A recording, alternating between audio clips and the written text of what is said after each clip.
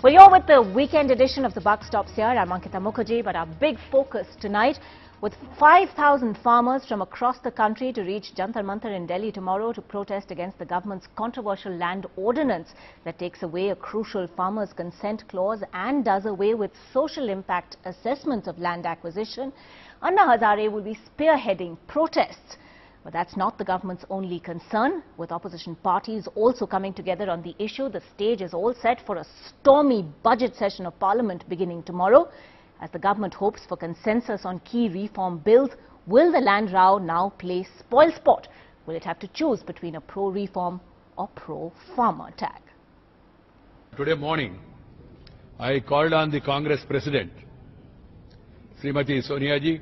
She expressed certain concerns about the Land Acquisition Act. तो इस पर तो आमना सामना पार्लियामेंट के भीतर होगा, फाइट टू फिनिश लड़ाई होगी. Any bill or ordinance which is anti-people, I don't think the government should expect any support from the opposition.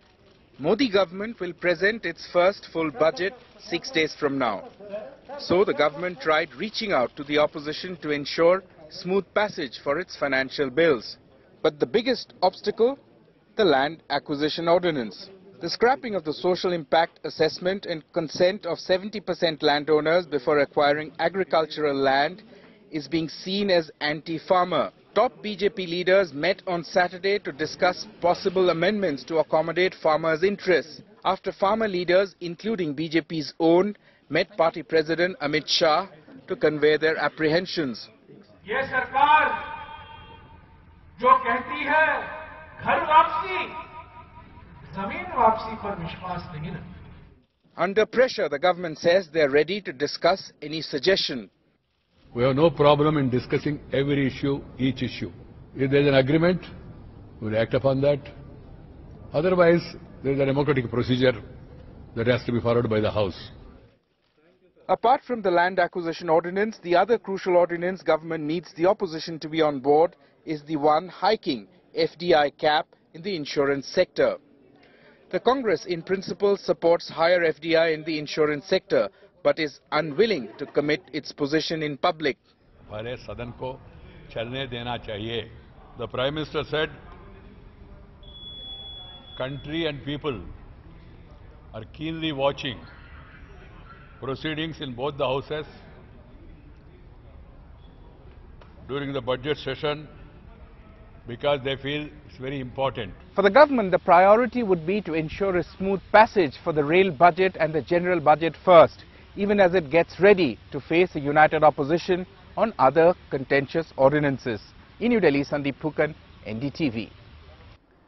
Well, joining us on our big discussion tonight, Gurcharan Das, author of India Grows at Night, also former CEO of Procter & Gamble.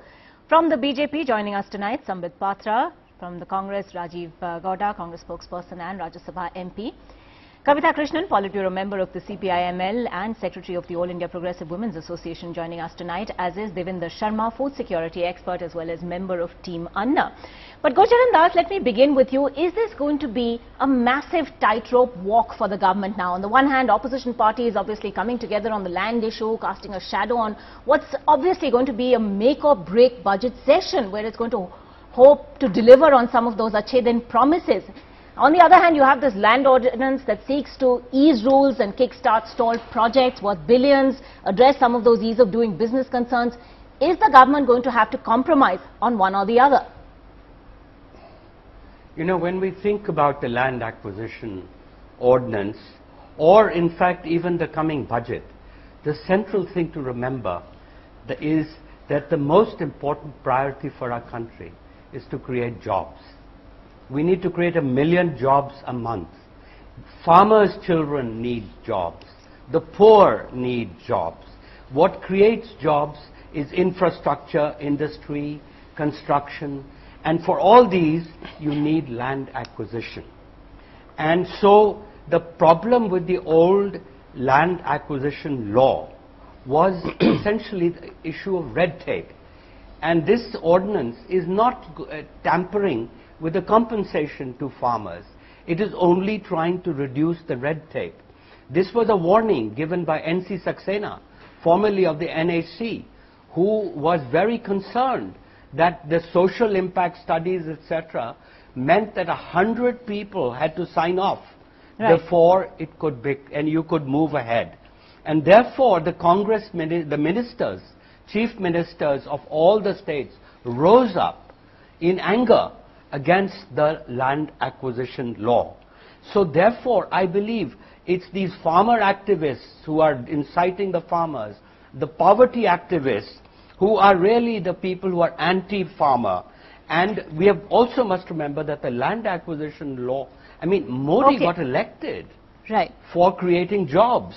And this is what the land acquisition ordinances are trying to help do. I'm going to take that right across to Kavita Krishnan straight away. This is Gocharan Das saying that this is cutting through the red tape. There's no change in the compensation that's going to be given to farmers. You've called this the land grab ordinance. Why is it so controversial that it's uniting people across political and social platforms?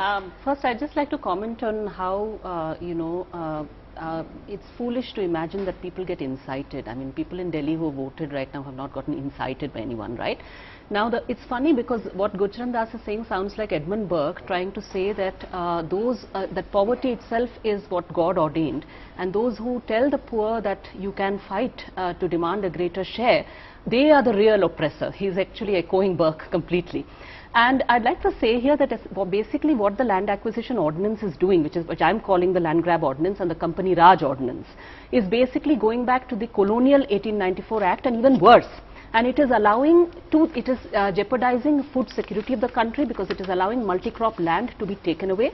Secondly, the idea that this is providing jobs is nonsensical because you see the kinds of things which are being allowed, including real estate projects and so on, they're going to provide a tiny handful of jobs and take away. You're not counting the number of jobs, and all this is well documented, that the kind of survival and livelihood that people have on the land is being completely snatched away from them. Last and final point on this to Mr. Das is that why so scared of democracy? If really the farmers' sons want the jobs and want the thing, then why aren't you confident that they will listen to you? You believe they voted for you, right? So why are you so scared that right now, why do you imagine we can incite anyone? Fair point. But when we're talking about democracy, we've had the Prime Minister make an appeal saying the country is looking to the budget session of Parliament and has a lot of hopes and aspirations riding on it. Do you think that appeal is actually going to make any difference at all going ahead, or are you anticipating a very stormy budget session? Samrit Patel. No, if the Prime Minister has made an appeal, it would be in the civility of the parliamentarians to heed to the Prime Minister's appeal. It is, after all, he is not the Prime Minister of only BJP, he is the Prime Minister of the country. And the Prime Minister, as Kavita was saying, has been voted to be the Prime Minister. That means people have had faith that Mr. Modi would take the country forward. So since Mr. Modi is making an appeal, I believe my friend Mr. Gowda would also agree to it, that participatory democracy and participatory cooperation would surely prevail. But as far as this particular topic is concerned, well, before we the debate started, I was listening to you, and you set the tone of the debate by saying, would it be pro-reforms or would it be pro-farmers?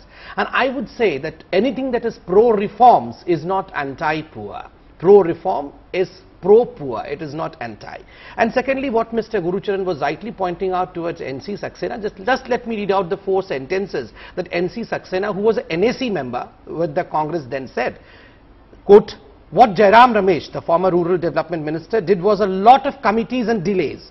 What he did was acquire 1 acre of land. The file needs to go through 300 hands and 5 years' time. So it was anti-industry and anti-farmer. It was both anti-industry and anti-farmer. What this government has done is ease the procedure and made it easier. Okay, so we get the same point about red tape. But Rajiv Gowda, there's a lot of talk here about participatory democracy and the Prime Minister making that appeal. The government actually reaching out with a very unusual gesture today, with the Parliamentary Affairs Minister also actually meeting the Congress President. Does the Congress not set any store by the government's assurance that it will address fears on land ordinance? The government's very good with gestures. Let me point out that in this democracy, we have 2 houses of Parliament, and the members of Parliament need to debate and discuss these kinds of issues, and if the government pays heed to democracy, then it will take into account the viewpoints of multiple perspectives that are there in Parliament. They will come forward and say, okay, we may have promulgated this ordinance, well, these are the points that you are concerned about, we're going to get rid of them, let's go ahead and tweak the law and do it in such a manner that some of our concerns are addressed, some of your concerns are addressed also. And that is something that is entirely possible. Now, is Mr. Modi and his government going to do that? Or are we going to see a sellout to corporate interests? Are we going to see a sellout of farmers and their concerns about people who earn their livelihood without actually being landowners? Those are all concerns that we have. Before the law was passed in 2013, the Congress reached out to the opposition, worked out a consensus on this issue, and it took a lot of work to make this, to create a new law, which is not a land acquisition law, but a fair compensation and rehabilitation, etc. kind of law, which ensures that growth and development go hand in hand with fairness and justice to those who are losing their lands and livelihood in the cause of development. So that is really the purpose of this kind of law. It has been set back by the ordinance, and we need to work out a solution that restores that balance which the UPA had brought into the government, into the act itself. And speaking of ordinances, what really is so democratic about an ordinance at all, which is another question that's being raised. Now, this question, if you remember, had come to NDTV itself debating about the fact that the President had asked us to why the urgency was there to bring in the ordinance, and he was rightly answered and satisfied as well. Because of the section 105, if you remember the 13 points of Parliament, the Acts of Parliament from which the whole Compensation Act was in fact exempted, they were brought in, and the last date for the whole thing to table was 31st December 2014, and that's the reason as to why exactly on that date, so that these 13 exempted acts can be brought within the purview of the law. It was made. All right, Kavita Krishnan, Rajiv Gowda both have counters to that. Rajiv Gowda, go ahead. My point is, Sambit, your government could easily have approached us and said, this amendment needs to be brought to the Act, and we would have done, because you're not willing to work with the opposition, not willing to take into account the multiplicities of perspectives on not only this issue, but on a variety of others. And this whole ordinance Raj that is coming out from Modi Sarkar is not in the spirit of the Constitution, and it is not a good gesture towards us, whatever gestures your leaders might be coming up on that point about this ordinance Raj, do you believe that so many ordinances in the first 9 months of this NDA government has in a way created a recipe for chaos? No, I don't agree.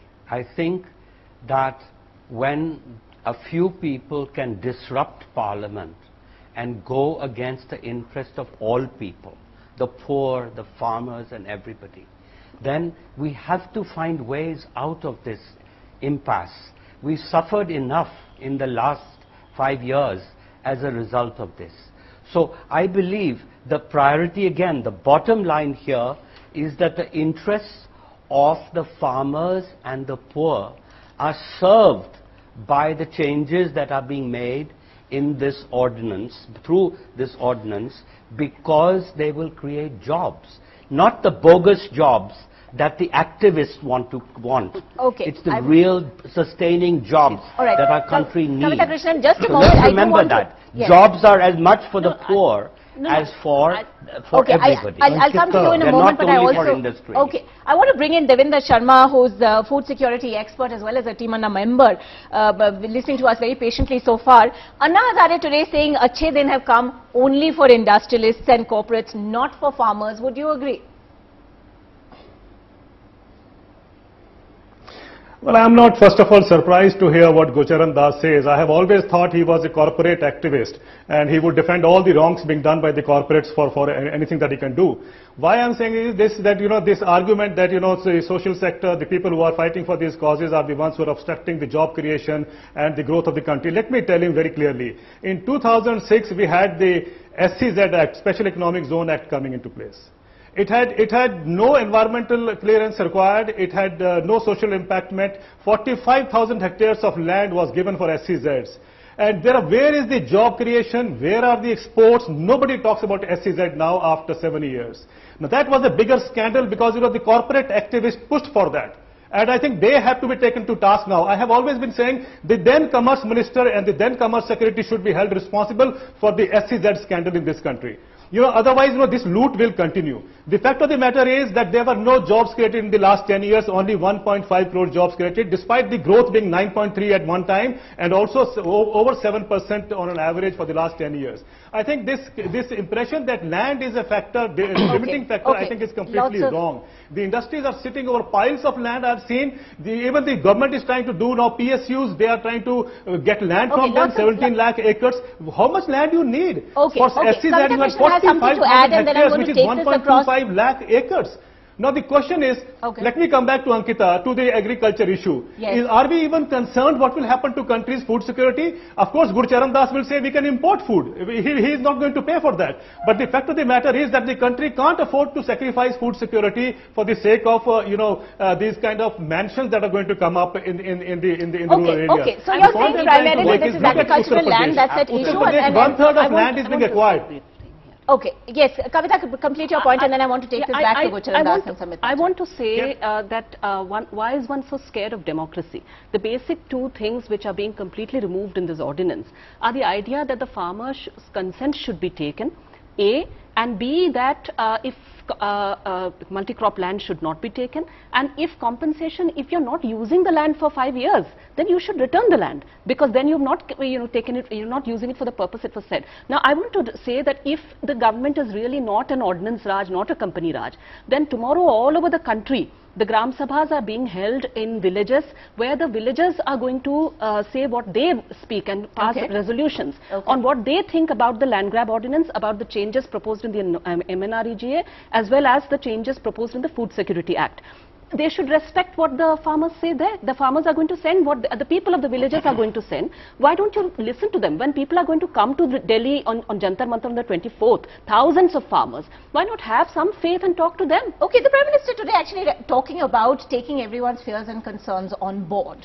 But that I would like to just briefly add that I disagree with the Congress spokesperson here who's saying this, because I sense in this something that is going to happen where a section of people will be, there will be an attempt to basically say that we have taken on board certain voices, and we are now, now we made the ordinance, now we are going to weaken it a little bit here and there, tweak it. The word tweak is a warning signal to me. Scrap the ordinance, repeal the ordinance, because that is undemocratic, and the law passed by Parliament cannot be taken back by... Kavita, we get your point. So you're talking about, you're saying that essentially there is no middle ground whatsoever. Absolutely. This is a... Scrap the ordinance. You have to scrap the ordinance. No, let me be, since I'm on the government side, the spokesperson from the party of which the government is, I have to be very balanced, because I believe this is something which we have to look for the farmers, we have to look for the industry as well, we have to look for the country standing right in the center of the country. And if there are few points of contention, first the 5 exempted clause. What are the 5 exempted clause? Defense and security from the social impact. Does not the country need defense and security? We had seen the northeast sector. Rural infrastructure, including electrification, roads, highways, flyover, electrification and irrigation. Now tell me which one is not important. Why not ask just the a second. farmers? I was It's not, so important. I was Yes, not go interrupting, ma'am. They'll Please say give go me ahead. uninterrupted time. Okay, make your point quickly. Is not irrigation important? Is not electrification important? Thirdly, affordable housing and housing for the poor. For whom are we working? Land is required for the poor, for the people in the villages. That's what the government is saying. Industrial corridor. Now you have contention about the industrial corridor. Industrial corridor run about approximately for a width of 1 kilometer for about a few hundred, 100 kilometers along the highways. What does they provide? What do they provide? They provide employment to the indigenous people. Secondly, they increase the rate.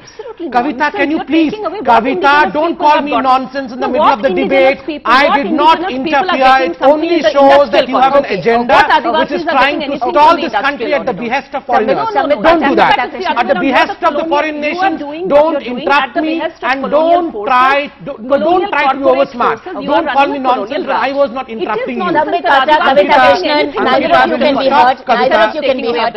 Okay. I want to take this. No, I have not completed until unless Kavita really keeps quiet and allow me to complete the point. And the last point was infrastructure and social infrastructure projects with the PPP, the ownership of which rests with the government. Does not this produce employment? So that you need employment, you need rural infrastructure, you would be asking questions about it, and if we provide... Why take away the consent clause? No. The most important issue over here is these 5 points. Tell me, is yes. not defense important? Okay. We want. I'm going to take that across to we Devinder want Sharma and to Rajiv Gauda. provide the rural people with electrification, irrigation. Is not that important for the farmers there? In 2014. Kavita Krishnan, Samit Patra, let's bring in the other panelists on this discussion as well. Devinder Sharma, respond to the points being made by Samit Patra here.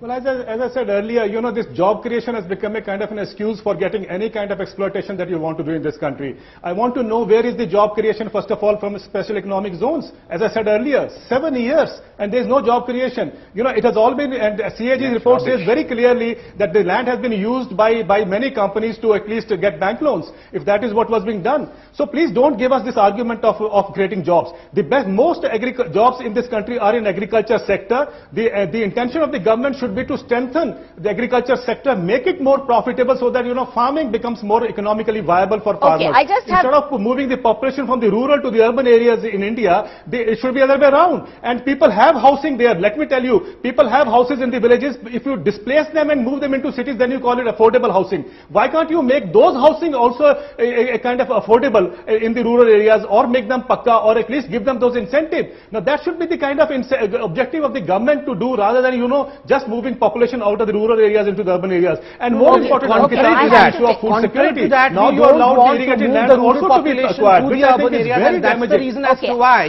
the rural housing has been provided dead at the very spot. But take away livelihood to provide housing. No, take away livelihood. 4 times compensation. Rajiv Gauda, last comments, very quickly. Okay, 3 points. One, the exceptions that have been given are big loopholes. Lots of projects that don't actually fit those guidelines will go through under the guise of affordable housing or something else. Second, when you do any kind of project, even in industry and the private sector, you will do a cost-benefit analysis. A social impact assessment is very similar. You want to understand what's the impact of this whole acquisition. And third, there is no reason at all for us to imagine that consent is not possible or social impact assessment is not possible. You have not tried it out yet, and we are just saying that it's automatically going to come in the way of every development. It is not. We didn't give it a chance. We should. Gocharan Das, very quickly, last comments. I'm completely out of time. Go ahead. Well, you know, we have a very narrow window of opportunity, which is 12 years to about 15 years. If we do not create the jobs for the people who are young, we are a young country today, but we will age very quickly. If we don't create these jobs, we will have a demographic disaster instead of demographic dividend. So the priority of the country must be to create jobs. And we must listen to the wise words of N.C. Saxena, who was horrified by what this land acquisition law was going to do by stopping the creation of jobs in our country. So I personally think that all the people who are arguing against it are actually anti-farmer, anti-poor, and anti-jobs.